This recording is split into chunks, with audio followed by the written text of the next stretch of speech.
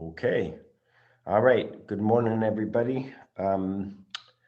This is Wandering Through the Big Book session number 46. And we're doing a third part of step 7. And so we're going to begin as we always do with our opening words and a couple of readings adapted from the Big Book.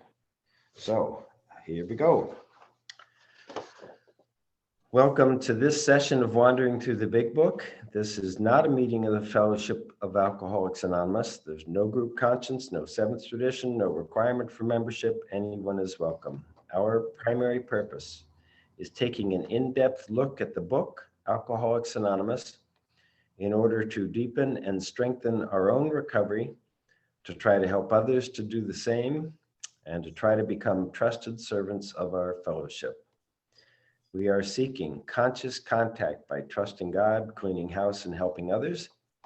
And we're trying to improve that conscious contact by practicing steps 10, 11, and 12 every day and applying the spiritual principles we are learning to the details of our ordinary day-to-day lives. We will begin this gathering with a moment of silence to reflect on why we are here.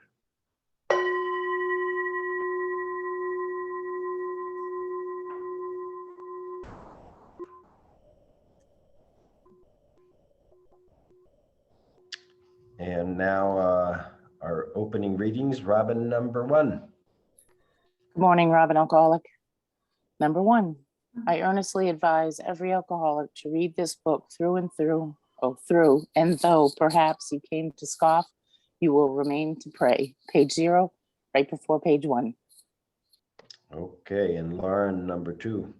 No attitude of holier than thou, no fees to pay, no axes to grind, no people to please, no lectures to be endured. These are the conditions we have found most effective. Page 18. And be quick to see where religious people are right. Page 87. And Jason number 3. Good morning. If you are as seriously alcoholic as we were, we believe you have but 2 alternatives. One is to go on to the bitter end, blotting out your consciousness, how miserable you really are, page 25. And the other, to ask our Creator each morning in meditation to show us the way of patience, tolerance, kindness, and love, page 83. Thank you, Jason. Amy number 4. Every day is a day when we must carry the vision of God's will for us into all of our activities. How can I best serve thee? Thy will, not mine, be done. These are thoughts which must go with us constantly. This is the proper use of the will, page 85. Thank you, Amy. And Anne Marie number 5. Just to the extent that I humbly rely on God and do as I think God would have me do, will I be enabled to experience spiritual serenity right in the midst of human calamity, page 68. Head in the clouds, but feet firmly on the ground, page 130. Okay, thanks everybody. I'm gonna mute you in case you haven't. Mute all, did I do that? Oh, yeah. All right. Good morning again. This is our third session on step 7. The first one we read the book and read the prayer and talked about it and talked about this idea of my Creator being a created being. And I can't, the second, and we talked about the Beatitudes and we went over the last 2 Beatitudes the next time. And this time we're gonna talk about 3 things. One is this idea of a miracle in AA. And then we're gonna talk about these 12 commandments that I've obnoxiously and arrogantly written up that are in your study guide. And then we're going to talk about the Lord's Prayer and from the vantage point of Emmet Fox and maybe Evelyn Underhill as well. So we'll start with 3 miracles. So Now I got to get my notes so I don't get too confused. Okay. This is an interpretation. It may not work for you. It works for me. So the first miracle that I think it directly states is in the promises of the 10th step, when it talks about freedom from our obsession with alcohol. And oftentimes when people say don't leave before the miracle, specifically, this is what they're referring to, that somehow as we go along, something happens that normally we would have seriously drunk over, and we realize that we're not thinking about drinking, that drinking is somehow seems to be not an option. It's just like, and we recognize the contrast between where it was our only option, and the way we're feeling now.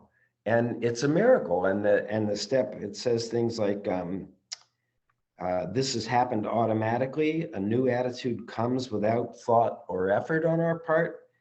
It just comes. That is the miracle of it. We're neither fighting it, nor are we avoiding in temptation. And then it makes this wonderful promise that I think is a miracle. We feel as though we are in a position of neutrality, safe and protected. Well, I think that means I am more deeply aware of my spiritual self, which, because it lives in eternity, it doesn't live in 2022. It's not as afraid as the human being is of what's going to happen tomorrow or what's going to happen today. It's in a position of neutrality and feels safe and protected. And that's just a remarkable thing and a wonderful promise. And plus it means I don't have to be so heavily invested in trying to change stuff. I don't have to try to make sure everything's going to work out a certain way. People are going to do what they're supposed to do. And if they don't, I go nuts. You know, it's just I think it's a wonderful promise. And I think those of you that are involved in sponsoring, using the promises can be a wonderful motivational technique to keep somebody in the game. So that's the first miracle, at least for me.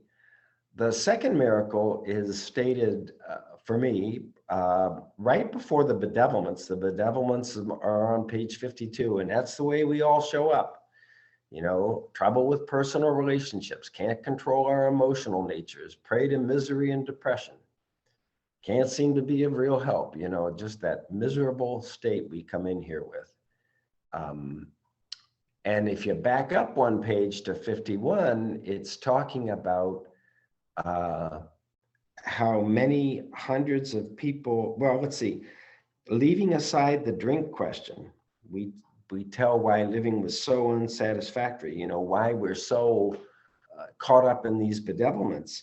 And then it says that we become, many hundreds of us are conscious, our consciousness of the presence of God is the most important fact of our lives.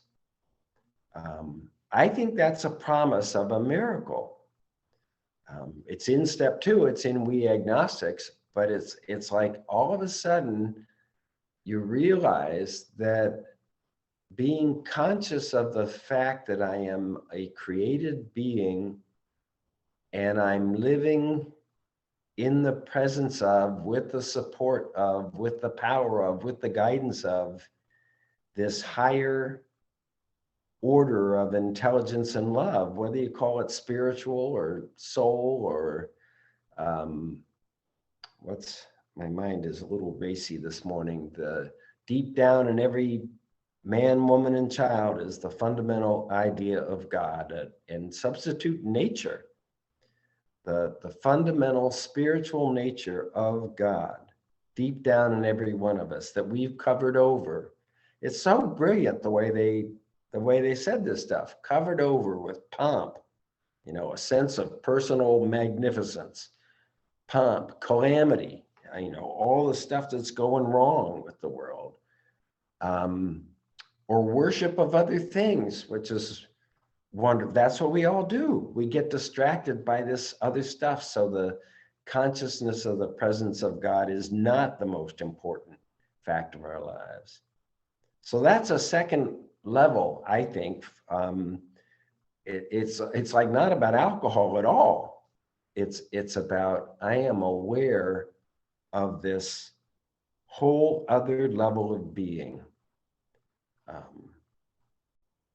And then the third one, it shows up early. I like to think they should show up in the, but it's in the fifth step, promises. And it's at the bottom of page 75, right before 6 and 7.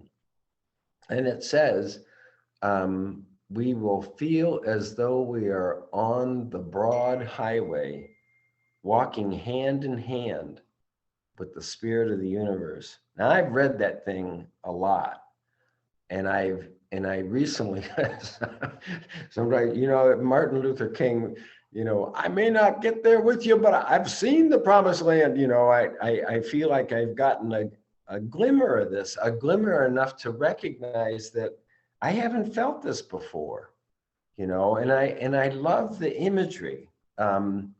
I love the broad highway. I mean, you can't travel anywhere where when you get off the back roads and you get onto the interstate and you realize there are no stoplights and there can be traffic, but you're rolling, you get up to whatever your cruising speed is and you're rolling, and it feels good. And my wife and I do a lot of walking around here in Maine, and most of the paths, because of the nature of the Maine coast, they're full of boulders and stones and tree roots and ups and downs and lefts and rights. And, it's wonderful. I'm not complaining, but for me, the broad highway is like, I don't feel as obstructed as I felt before.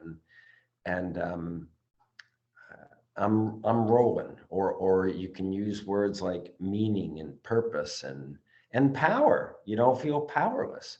So just wanted to throw that out there, that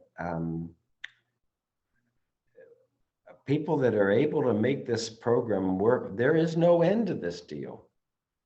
This is not about sobriety. This is about sobriety is a prerequisite for sanity, which really means a sane response, a healthy response to, I hope that's not about one of you. No, okay. That's somebody that I bet on the games last night and I won. Both games I won.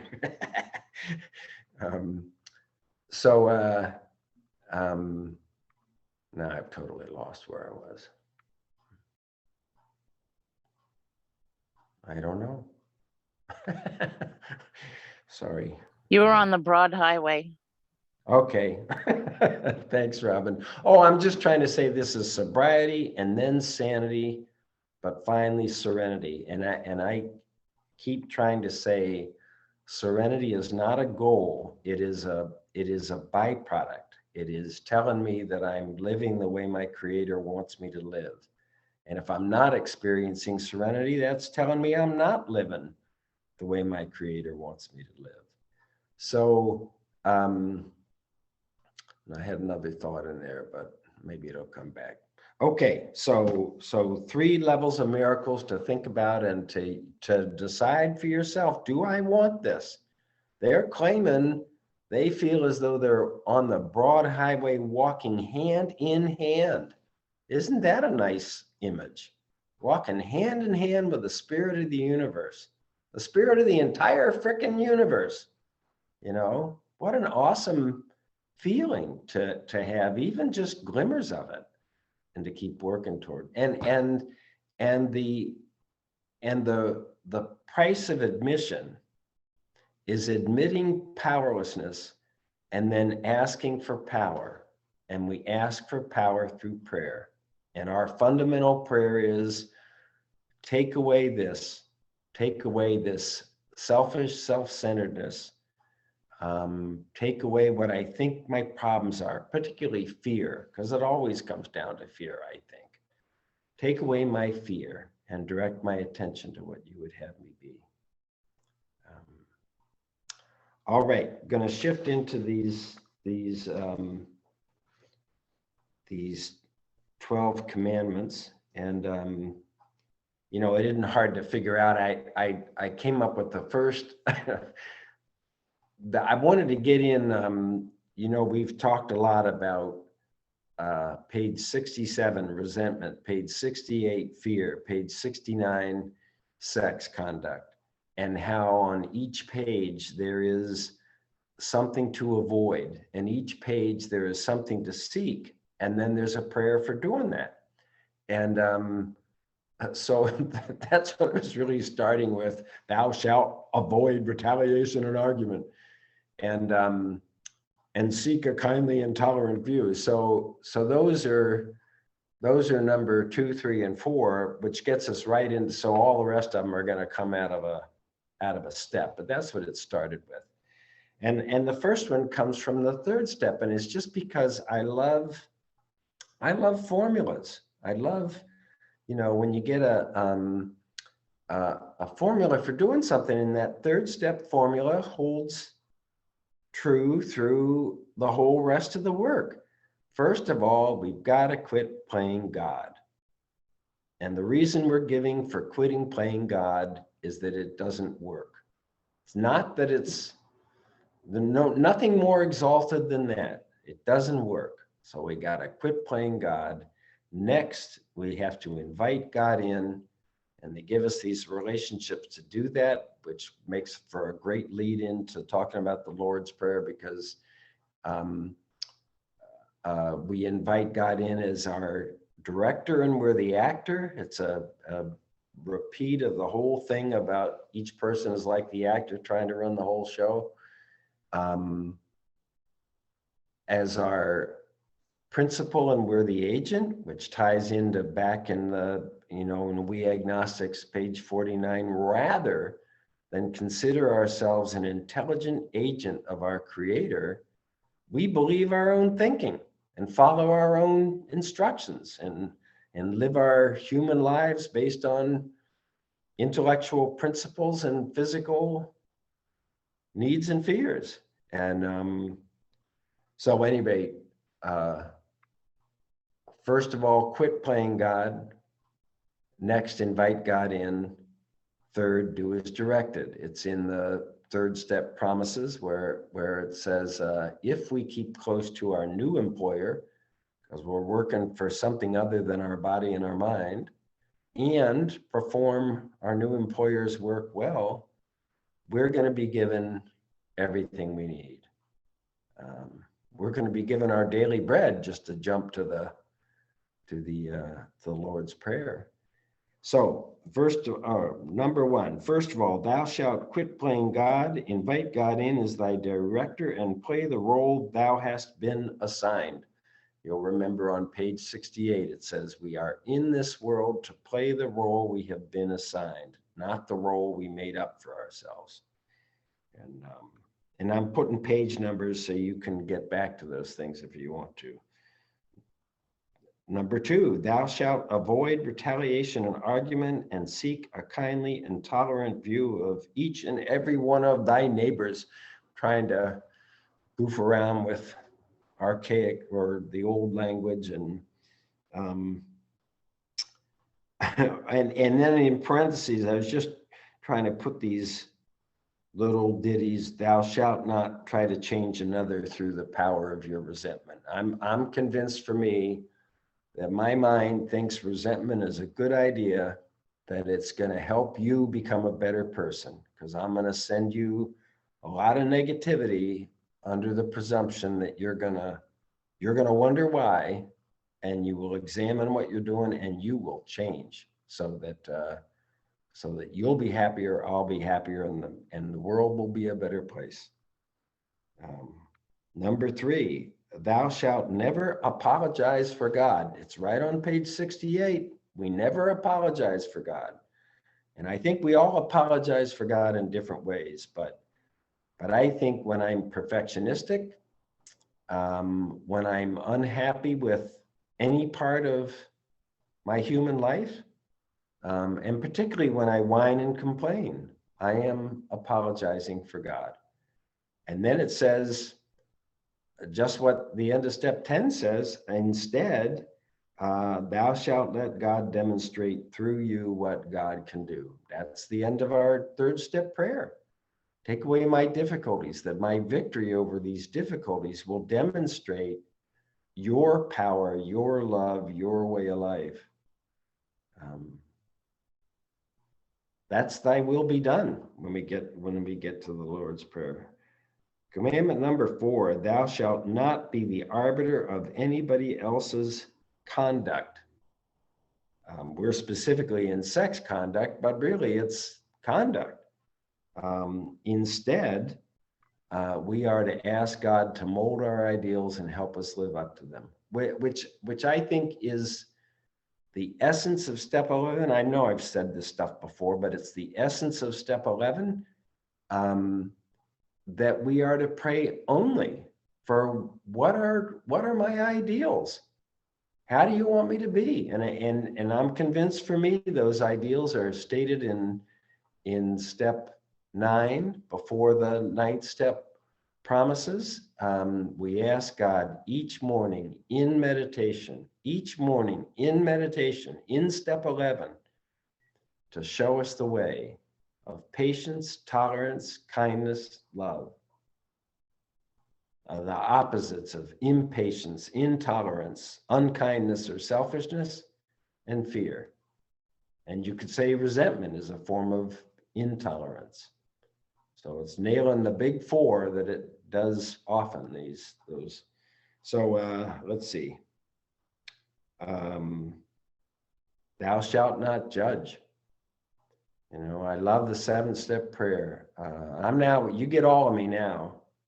What I judge is good and what I judge is bad. I'm yours. I'm removing my judgment of what's good and what's bad. Number 5, thou shalt be entirely honest with somebody. I don't know. Number 6, and this is really important, I think. If thou find thyself unwilling, thou shalt pray for willingness.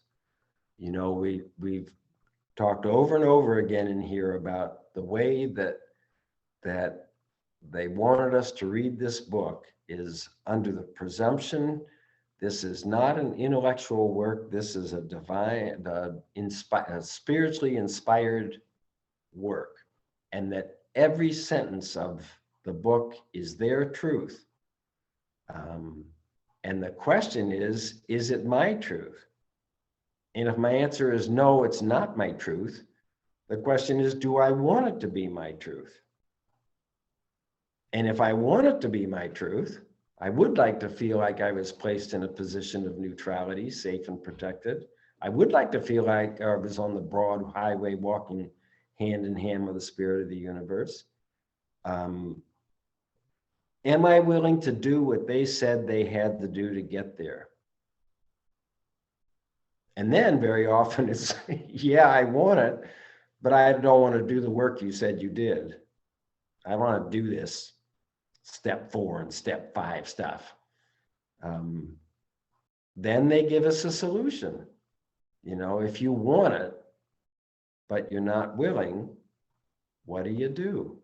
You pray for willingness. I think it's one of the most I think we all get stuck. We all find ourselves unwilling. We all lose the battle between the human self and the spiritual self. And this is giving us a solution.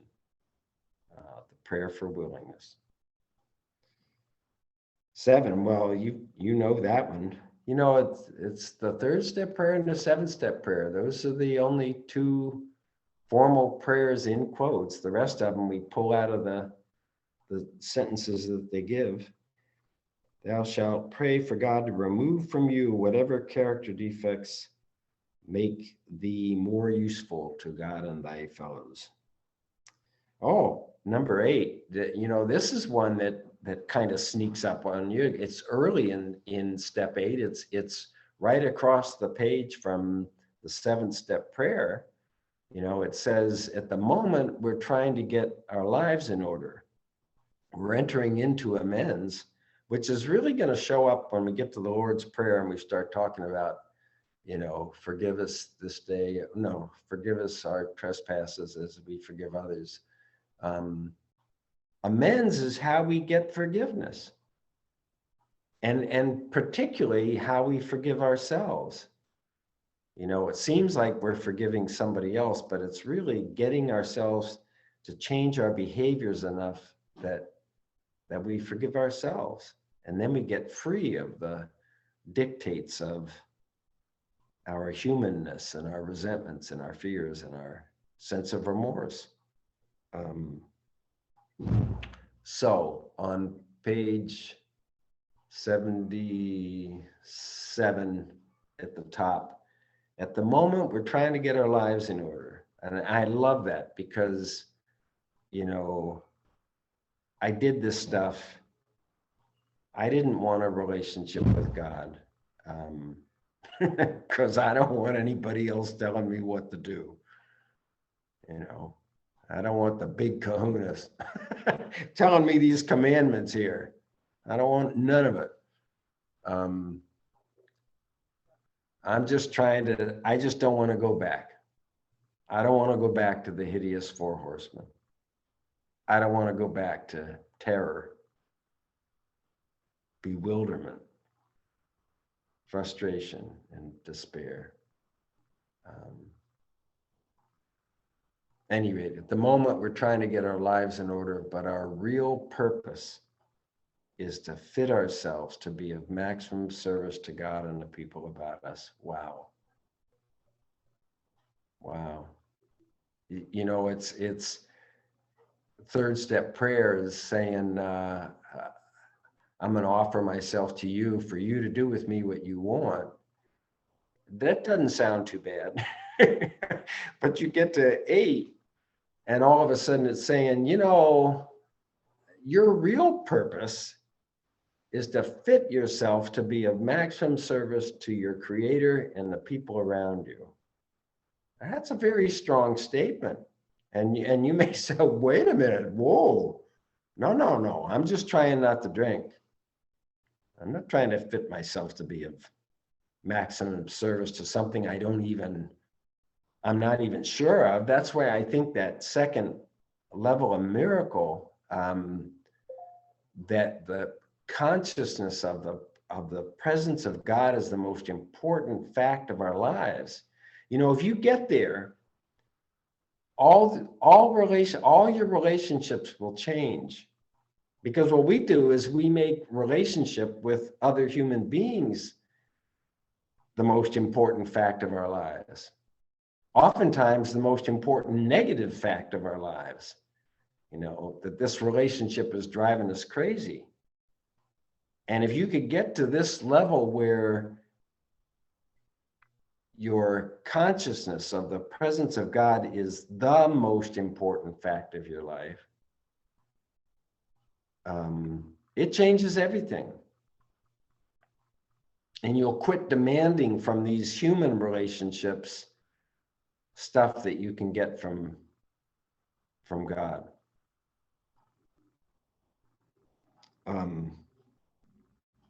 And also I want to point out that this was fundamental Oxford group stuff.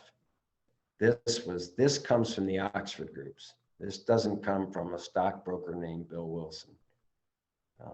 Although he knew that's, after the kind of spiritual awakening he had, he knew, but it comes from the Oxford groups, that we change our lives through this relationship, and that we're the way we learn and grow is by trying to be of service.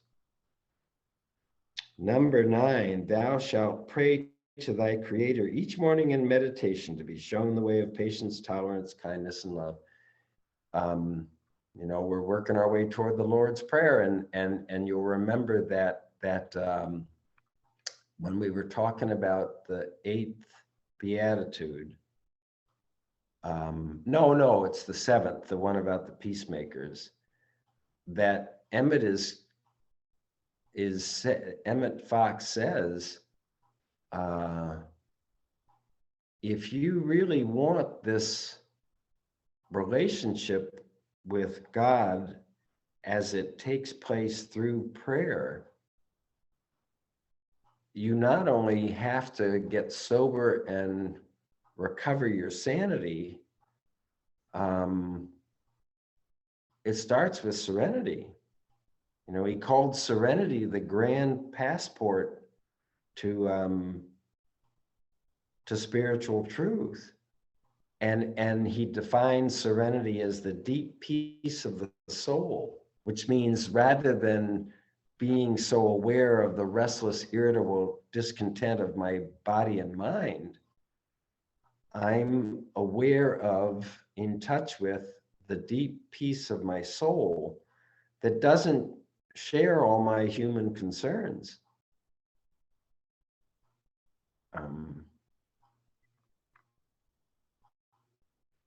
So I don't know. I don't know what my point was. At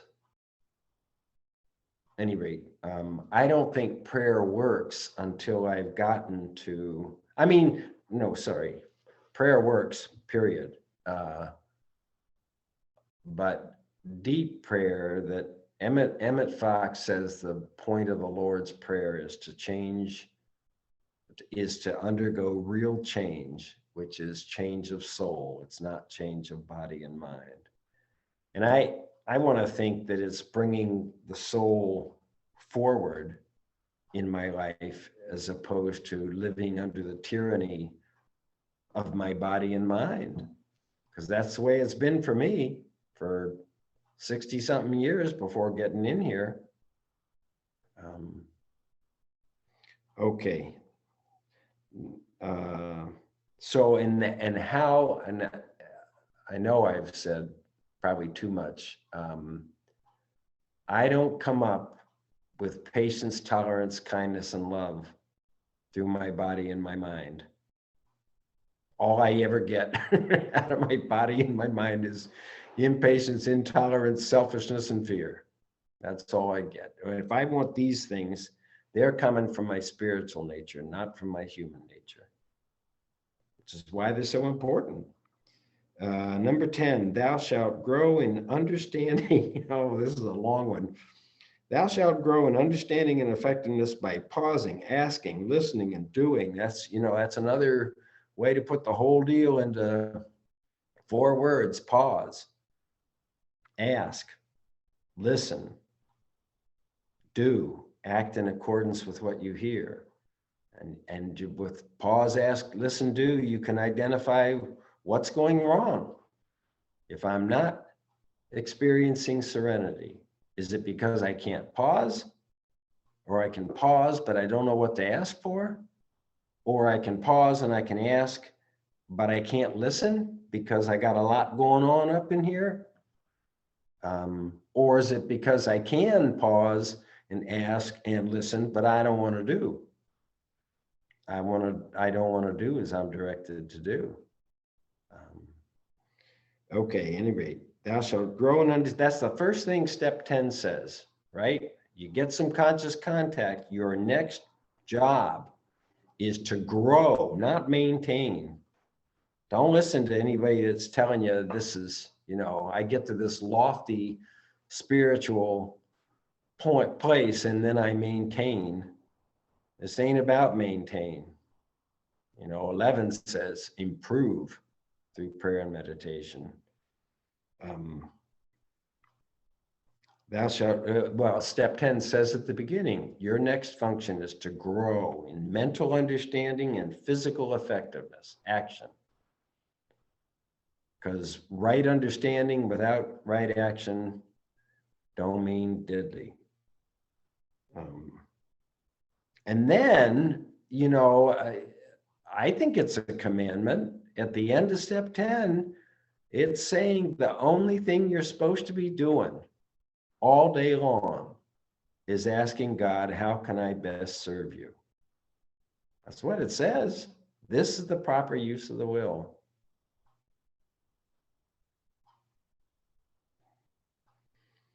"11, thou shalt pray only for knowledge of God's will for you and the power to carry that out.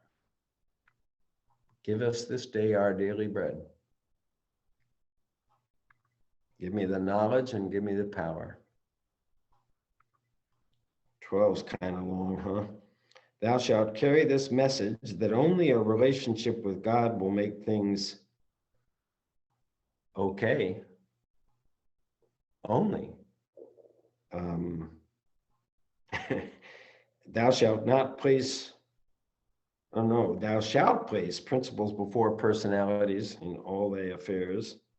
Oh, I want to sound really spiritual, you know. All the rest of thy days, even unto forever. That's the way Emmet when he quotes stuff. So and just a final note on that is that my man Emmet, so he this is one of his books, that came out after he died, and it's the 10 Commandments, and he has an early section on Moses, and I hope I don't get this wrong, but the Old Testament is really based on Moses, and the New Testament is really based on Jesus. So it's just wonderful to read this stuff and to think about how life was in those days. And that's part of what St. Ignatius does with these spiritual exercises. He gets us to use our imaginations to get into these things, you know, and how this stuff felt. Any rate, so I just wanted to say that. And it's I love his stuff. And it's also, the 10 Commandments are also in the reader. So we're shifting into the Lord's Prayer here. And so any of you that have this guy, he starts on the Lord's Prayer at the end of this month. January 31st is the first one. And he spends 20 days going through the Lord's Prayer. 20 days. And actually in this book, there's a second section called the Lord's Prayer. It's at the end of that, which is where all these readings come from. But so, okay, the Lord's Prayer. And I just want to look at Evelyn Underhill. Like St. Ignatius, she's just becoming I don't know. I don't want to say patron saint. I don't know what I want to say. I just love, you know, when you get confirmation. I think I've said before, I was a certified public accountant, and a fundamental principle of accounting is that you're trying to get to the same answer in two different ways. And when you can get to the same answer in two different ways, you just dramatically increase the possibility that you're right. And I really love it when you get on to something, you know, there's something in the big book, and then you find it other places in spiritual literature. It just, I don't know, for me anyway, I love that. And right now, St. Ignatius and this woman, Evelyn Underhill, and Fox for sure, and the big book for sure. But I love it when they confirm this other stuff. And so I'm looking at this step 7, page 9, that says from this study guide, and a reminder that all this stuff is on that website, wttbb.com, that Buck has put up. And And all the PDFs are there, and I'm going to renumber them shortly to make them in accord with the steps, but they're also labeled. It tells you what part of the book it's dealing with. So these are thoughts from Evelyn Underhill. Introductory thoughts. Prayer is the substance of eternal life. Prayer is how we deepen and perfect that mutual indwelling of two orders of reality, the human reality and the spiritual reality. Prayer is an act of loving attention whereby the creature interacts with the creator. This is a big deal. You remember how the big book, the original man, get that simple relationship straight.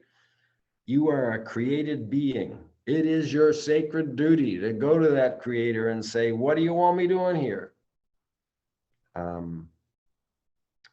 Prayer is an act of loving attention whereby the creature interacts with the creator, a pause for the awed recognition of wise and loving pure being. As in life, attitude is everything. Do not let prayer, oh, I love this. Do not let prayer become like a work of great art, which is hung, respected, but unloved in a public gallery. She's just so clever when she writes, and it's like, you know, this magnificent work of art that's available to all of us in a public gallery, but it's just hanging there, you know, respected, but not really interacted with. And okay, our Father which art in heaven establishes our status before God as his children, or its children, as the sons and daughters of the eternal perfect, inheritors of the kingdom. You know, the kingdom, we have this wonderful idea of head in the clouds and feet on the ground. So head in the clouds is the kingdom. Inheritors of the kingdom, acknowledging the right relation between the soul and its source. You know, we've got our human creators, but we've got our spiritual creator, and they ain't the same. And don't get hung up on the human creators. Thy kingdom come, devoted and eager cooperation with God's transforming and redeeming love. The defeat of fear, selfishness, dishonesty, and the triumph of love as the first object of our prayer. Inspiration leads to expression. That's head in the clouds, feet on the ground. I get the inspiration from my creator in heaven, but it leads to expression, demonstration, feet on the ground. The kingdom comes into us. Thy will be done. Active self-abandonment to the mysterious purposes and methods of God. You know, it's taken me literally a lifetime, 3/4 of a century, 75 frickin' years to get comfortable with the mystery. I can say today, I don't know, and I'm okay with that. I don't need to know. I need my connection, but I don't need to know. And I mean, I have a wonderful life. I don't know how long it'll go on, and I also have no idea what's coming. I mean, I got some ideas, but who knows? It feels so much better than when I'm drinking and plotting and scheming and trying to make everything happen a certain way. Active self-abandonment to the mysterious purposes and methods of God, a complete subordination of human self-reliance to God's design and the perpetual willingness of the soul to manifest God's love and wisdom. She's a lot of times I wish she wouldn't, she does these long, complicated sentences, and you have to cut them up and just put them down in simpler language, because give us this day our daily bread, confident dependence on God for all the necessities of life. Without thee, I cannot live.